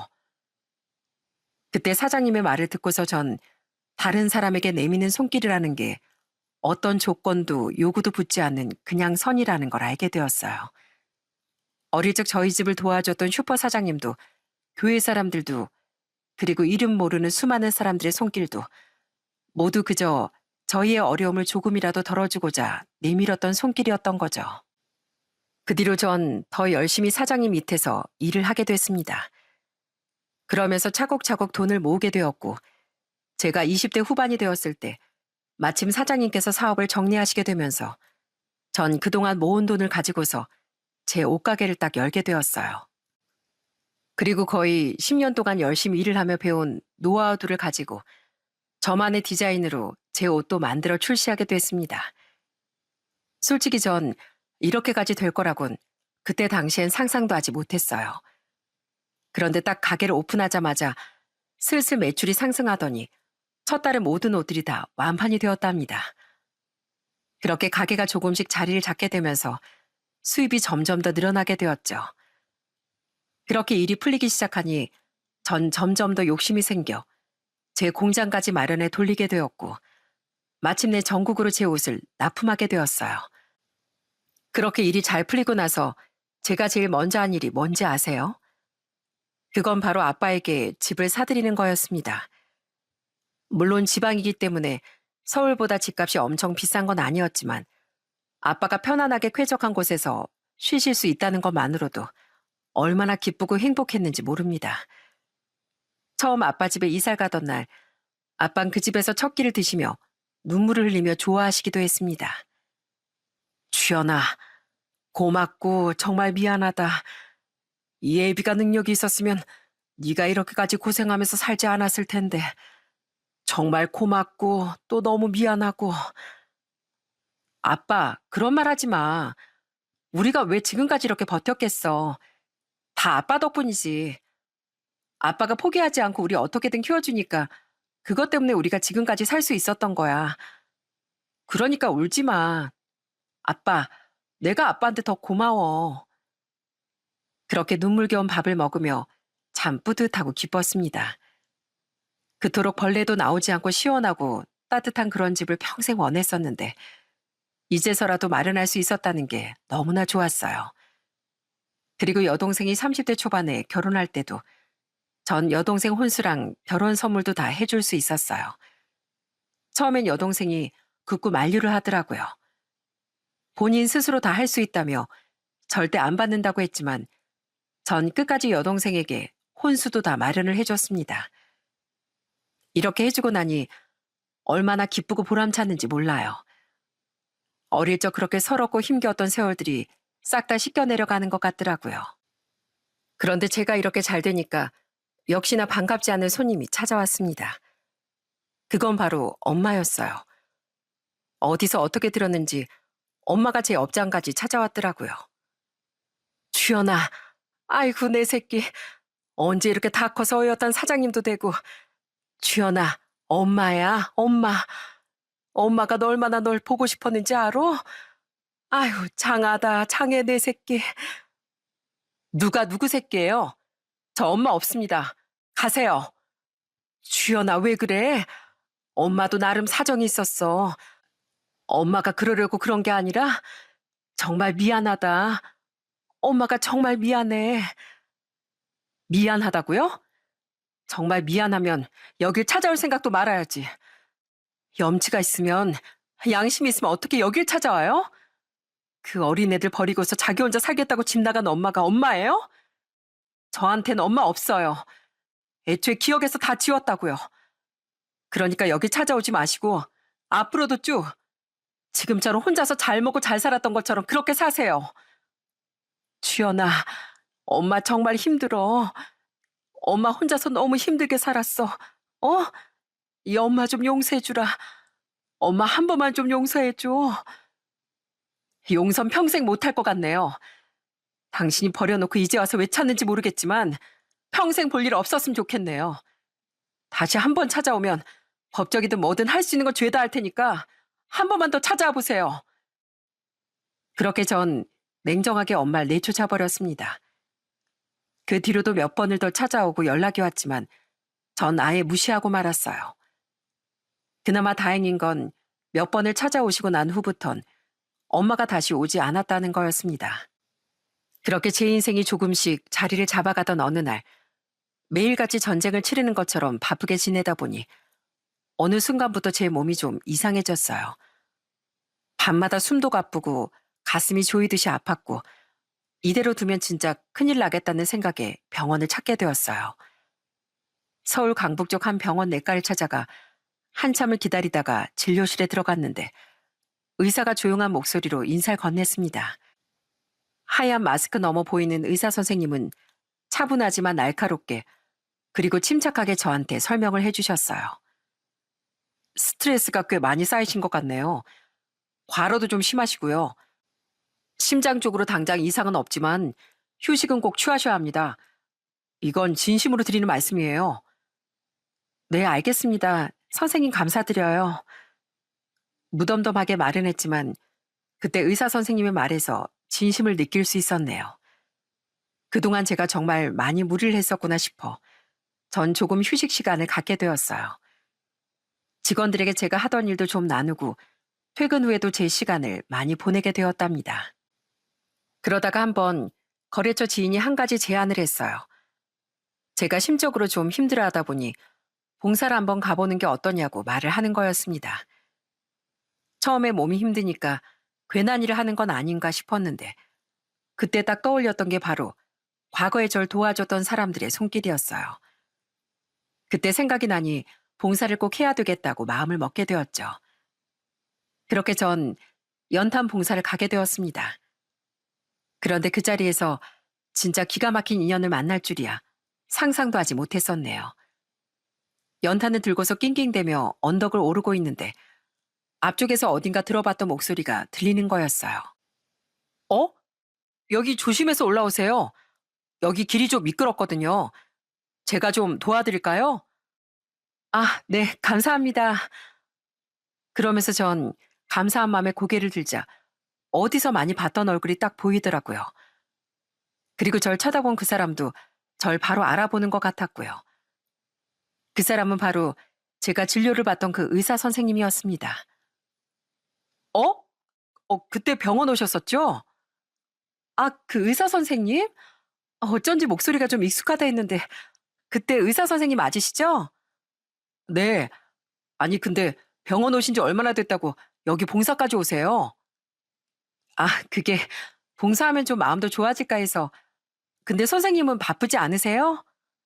아, 전 정기적으로 하는 봉사거든요. 어떻게 이런 인연이 다 있는지, 거기다가 한눈에 딱 그 사람을 알아봤는지 지금 생각해도 좀 신기한 것 같아요. 아마 저나 그 남자나 서로를 기억하고 있었던 것 같습니다. 그때 만남을 시작으로 저와 그 의사 선생님은 종종 봉사를 갈 때마다 마주치게 되었고 그렇게 저흰 친해지게 되었어요. 솔직히 그 남잔 처음엔 눈에 잘 들어오지 않았습니다. 저는 키가 168 정도였는데 그 사람은 키가 165 정도로 좀 작았거든요. 거기다가 생긴 것도 좀 날카롭게 생겨서 성격이 좀 까칠할 거라고 생각했고요. 그런데 이 사람이 진짜 반전 매력이 있는 거였어요. 생긴 건 어디 까칠하게 굴 것만 같았는데 너무 다정하고 섬세하고 거기다가 사람이 진짜 정도 많고 인간적이더라고요. 봉사활동을 하면서도 사람들에게 어찌나 친절하게 대하는지 너무 인간적인 매력이 많더라고요. 아유, 어르신, 이렇게 자꾸 술만 드시고 그러면 속이 상해요. 저 이러면 다음엔 어르신 진료 보러 안 올 겁니다. 에휴, 한 잔만 마셨어, 한 잔만. 저녁에 잠이 안 오는 걸 어째? 그래도요, 정 잠 안 오시면 운동도 좀 하고 그러셔야죠. 어르신 잠이 너무 안 오실 때만 딱 한 잔 드시는 겁니다. 아셨죠? 대신 매일 드시면 안 돼요. 그리고 안주도 꼭 챙겨 드시고요. 다음엔 여기 쌓인 병들이 딱 절반으로 줄어들었으면 좋겠는데 저랑 약속하실 수 있겠어요? 알았어, 알았어. 내가 우리 의사 선생님 말은 또 잘 듣지. 고마워. 이 달동네까지 진료하러 와주는 거 우리 선생님밖에 없네. 참 고마워. 솔직히 남들은 부러워하고 대단하다고 치켜주는 직업이었기 때문에 이런 봉사까진 잘 안 올 줄 알았는데 사람이 어찌나 선하고 이타적인지 남들을 더 배려하고 나눠주려 가는 모습을 볼 때마다 점점 더 이 의사 선생님에게 마음이 갔던 것 같습니다. 그리고 그 의사 선생님도 저에게 호감을 많이 표현했어요. 그렇게 저희는 연애를 시작하게 되었죠. 남자친구는 저보다 5살이 많았고 저도 30대 후반, 남편은 40대가 지나갔으니 결혼을 일찍 하기로 결심하게 되었어요.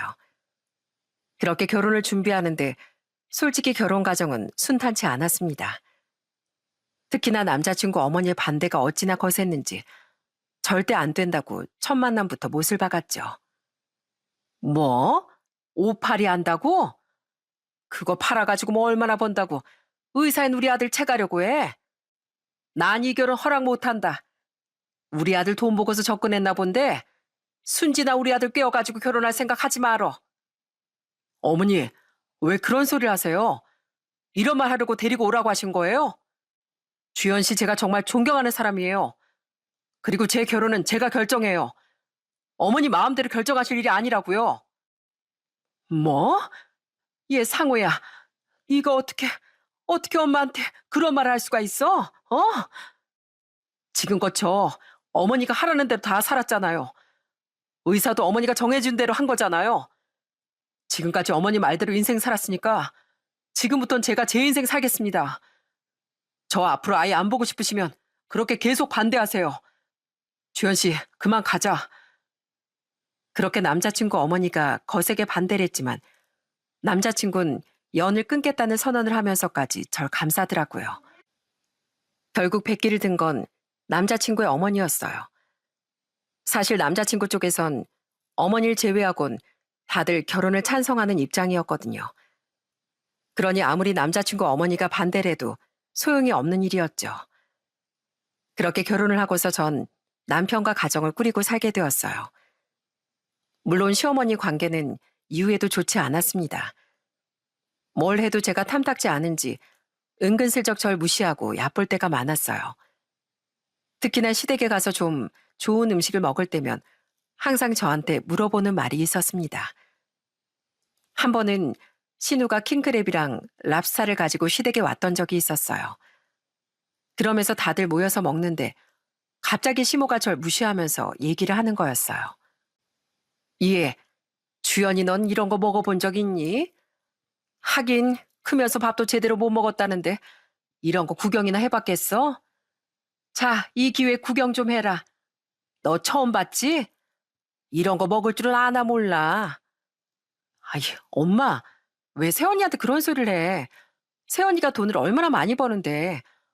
그리고 이게 뭐라고 그런 소리를 해? 언니 미안해요. 엄마가 괜한 소리 하네. 아니 내가 뭘. 난이에 생각해서 한 말인데 너 기분 나쁘니? 배경이 그러니까 나도 그렇게 생각할 수밖에 없지 뭐. 난 나름 너 배려해서 한 말이야. 기분 나빠하지 말고. 어머니, 자꾸 이러시면 저희 집에 안 오겠습니다. 왜 자꾸 이 사람 무시하세요? 저 그런 거 보고 싶지 않아요. 허참. 예, 주연이 너 되게 여우네. 우리 아들이 한 번 나한테 저런 소리 해본 적도 없는데 어떻게 구워 삶았길래 우리 아들이 저러니? 참, 알았다, 알았어. 내가 입 다물고 먹으면 되잖니? 자꾸만 은근슬쩍 절 무시하고 깔보는 시모를 보면서 저도 속으로 정말 부글부글 감정이 끓어오를 때도 많았습니다. 그렇지만 시모를 제외하고 시부며 두 신우며 특히나 남편은 전적으로 제 편이었기 때문에 그저 그땐 소란을 만들지 말아야 되겠다고 생각하고 꾹 참았네요. 그리고 남편은 저희 아빠를 또 어찌나 잘 챙겼는지 모릅니다. 바쁜 와중에도 가끔씩 저희 집으로 가 아빠 안색도 살피기도 하고 전화도 자주 드렸어요. 한 번은 집에 가서 같이 밥을 먹는데 남편이 저희 아빠 걱정을 하더라고요. 아버님, 요즘 어디 안 좋은 것 없으세요? 안색이 별로 안 좋으신데 약은 꾸준히 드시고 계시죠? 요새 밥은 안 거르시고요? 아이고, 자네 여기 와서까지 의사 선생님 할 거야? 청서방, 내 걱정은 하지 말게. 난 이제 다 늙은 몸이야. 아파도 뭐 할 수 없지 뭐. 난 여기서 잘 지내니까 계속 이렇게 걱정하지 말어. 난 괜찮어. 아버님이 건강하셔야죠. 안 되겠어요. 아버님 내일 뭐 안 하시죠? 그럼 저랑 같이 병원 가요. 가서 건강검진도 좀 받고 저희 집에서 푹 쉬시고 음식도 많이 드시고 하시다가 오세요. 왜 자꾸 집에는 안 오시고 저 걱정돼서 일도 손에 잘 안 잡혀요. 아이고, 우리 딸도 이렇게까진 걱정 안 하는데 우리 정서방 왜 이렇게 날 걱정하나 몰라. 고맙네, 우리 정서방. 내가 아들이 하나 또 생긴 것 같아. 우리 사이들이 어찌나 날 잘 챙기는지 참 고맙네. 정말 저희 집 사이들은 아빠 말처럼 누구보다 아빠를 잘 챙겨줬습니다. 제부에게도 고마웠지만 전 남편에게도 참 많이 고마웠어요. 그런 남편의 태도를 보면서 제가 또 어떻게 시모한테 싫은 소리를 할 수 있었겠습니까? 그냥 세월이 흘러 시모가 절 받아주기만을 기다릴 뿐이었어요. 그러다 남편과 결혼하고서 제 나이 41살 때, 남편 나이 46살 때 남편이 개인 병원을 차리게 되었습니다. 다니던 병원 원장님이 지방으로 병원을 이전하시게 되면서 그렇게 개인 병원을 차리게 된 거였죠. 그런데 남편이 개인 병원을 차리게 된 지 얼마 후 시모가 절 찾아왔더라고요. 병원도 잘 되고 안정적으로 잘 꾸리고 있는데 시모는 뜬금없는 말을 저한테 하더군요. 이해, 넌 네 사업하느라고 바쁘단 핑계로 우리 아들 병원 관리 잘 못하는 거 아니냐? 잘 하고는 있는 거야? 네, 어머님. 병원에도 행정 처리하는 직원들이 있으니까요. 그리고 워낙 남편이 꼼꼼한 성격이라 그런 건 걱정하지 마세요. 알아서 잘 하고 있어요. 근데 갑자기 왜 오신 거예요? 아니, 안 그래도 내가 걱정해 며칠 밤잠 좀 설쳤다. 넌 바쁘단 핑계로 우리 아들도 제대로 안 챙기는 것 같아서 말이야. 아무리 그래도 남편이 개인 병원 차리면 아내가 옆에서 내주하고 보필한다던데. 넌 네 일도 안 그만두고 지금껏 오파리 하면서 우리 아들 얼굴에 먹칠하고 있잖니. 아휴, 하여간 내가 그거 보면서 언젠간 이 말 해야 되겠다 싶었는데 오늘이 바로 그날 같구나. 앞으로 우리 아들 병원에서 버는 돈 내가 직접 관리하마. 네? 뭐라고요? 아니, 어머님이 그걸 왜 관리를 하시겠다고 하세요? 저희가 알아서 잘 하고 있습니다. 잘하기는 무슨. 예, 솔직히 말해서 지금까지 우리 아들이 번 돈은 어떻게 썼는지 내가 어떻게 아니? 너희 친정에 돈 퍼다 주고 그랬을 줄 내가 어떻게 아냐고. 순진한 우리 아들은 너만 믿고 있을 텐데. 솔직히 내가 보기엔 네 회사 잘 되는 것도 다 우리 아들 돈 때문인 것 같구나. 전 시모의 말을 듣고 얼마나 어처구니가 없고 화가 나는지 얼굴이 시뻘겋게 변하고 말았어요. 그 모습을 보고서 시모는 더 오해를 하고서 격한 반응을 보이더라고요. 이것 봐, 이것 봐. 너 들키니까 얼굴 빨개지는 거. 내가 이럴 줄 알았어. 너 밖으로 우리 아들 돈 빼돌렸지? 나 그 꼴은 절대 못 본다. 아무리 우리 아들이 너 없으면 안 된다고 해도 난 우리 아들 지킬 거야. 그러니까 앞으로 병원 돈은 내가 관리하마. 뭐라고요? 어머님, 병원 돈을 왜 어머님이 관리를 해요? 절대 안 돼요. 그 병원이 누구 건데요? 아, 누구긴 누구 거야? 우리 아들 거지. 우리 아들이 평생 모은 돈으로 차린 병원인데 설마 너 결혼했다고 그 돈도 네 돈이라고 생각하는 거 아니지? 예, 착각하지 말어. 그 돈 우리 아들 돈이고 다시 말하면 내 거야, 내 거. 내 아들 돈이라고. 이래서 없는 애들은 걷어주는 거 아니라고 하더니만 어디서 굴러먹다 온 애가 의사 사모님 소리 들으니까 아주 정신도 못 차리고 말이야. 친정에 빼돌릴 생각하지 말고 네 처지를 생각해. 돈 아예 맡기기 싫으면 그럼 사연 내역 하나부터 열까지 다 공개하든가. 그래야 내가 마음 놓을 수 있겠구나. 오늘부터 매달 나한테 보고하거라. 전 끝까지 기가 막힌 소리만 하는 시모를 보면서 이대로는 도저히 안 되겠다는 생각이 들었어요. 전 화를 내는 시모에게 진실을 보여줬어요.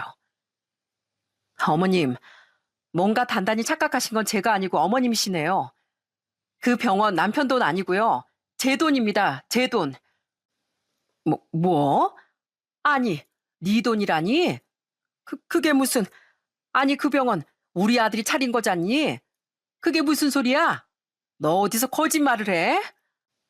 거짓말인지 아닌지 확인부터 해보시고요. 제가 그 병원 1원까지 전부 다 제가 투자한 거예요.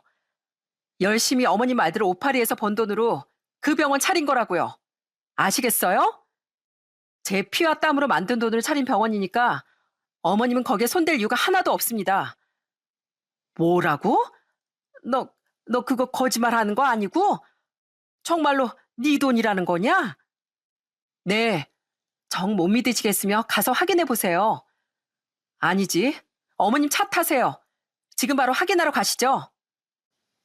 그리고선 전 시모를 데리고서 남편의 병원으로 향했습니다. 다행히 거의 마감 시간대라 병원에 환자들이 없었기에 망정이지 큰 난리가 날 뻔했죠. 제가 딱 도착을 하니 직원들이 반갑게 인사를 하다가 뒤이어 들어온 시모를 보고선 다들 당황스러워 하더라고요. 사실 그전부터 시모는 자꾸만 사사건건 다 간섭질을 하느라고 직원들도 엄청 불편해하고 있었거든요. 전 남편의 진료실에 들어갔고 남편은 정리를 하다가 저와 심을 보고선 깜짝 놀라더라고요. 그리고 시모는 들어와 다급하게 남편에게 물었어요. 너 솔직하게 한번 얘기해봐. 여기 병원 누구 거야? 누구 거냐고. 너 네가 의사하면서 번 돈으로 그걸로 차린 거 맞지? 맞는 거지? 어머니, 아니 갑자기 그걸 왜 설마 아내한테 뭐라고 하셨어요? 얼른 얘기해봐. 진짜로 여기가 네 처가 투자한 거 맞아? 정말이야? 거짓말 아니고? 어머니, 여기 제 아내가 돈 다 대줘서 마련한 병원이에요. 도대체 뭐라고 했길래 아내가 여기까지 어머니 데리고 와요? 무슨 일이에요? 대체 무슨 일이냐고요? 그러자 시모는 그때서야 상황을 판단했는지 그 자리에 주저앉아 한풀이를 하기 시작하더라고요. 아이고, 아니 이게 왜 네 게 아니야? 왜 네가 차린 게 아니냐고. 아이고 세상에 나.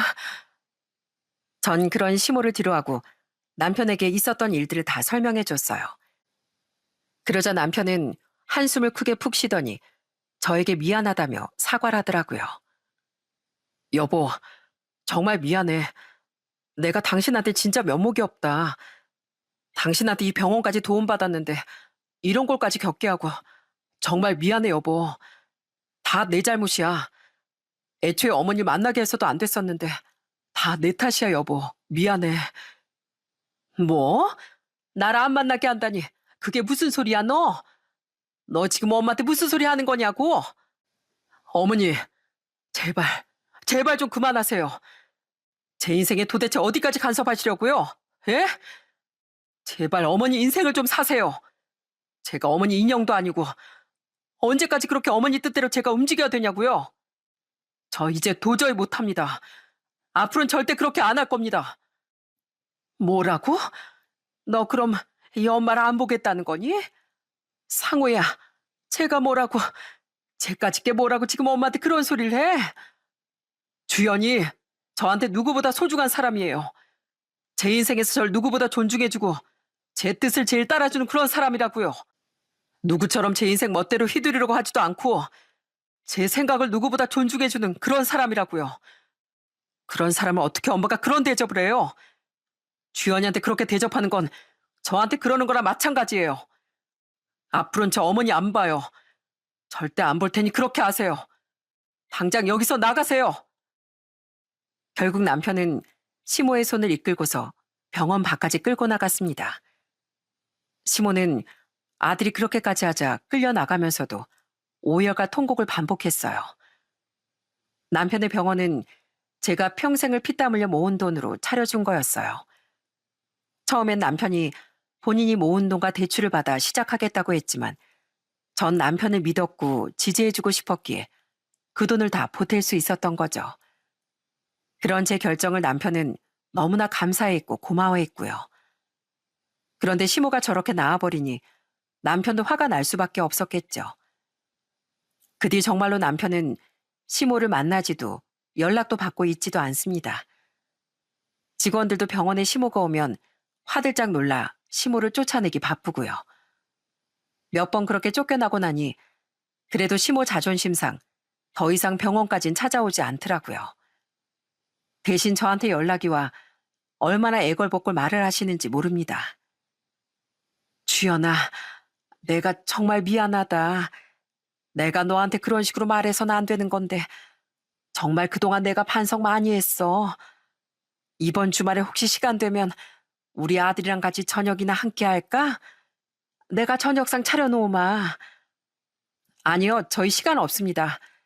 그리고 남편이 시댁엔 안 간대요.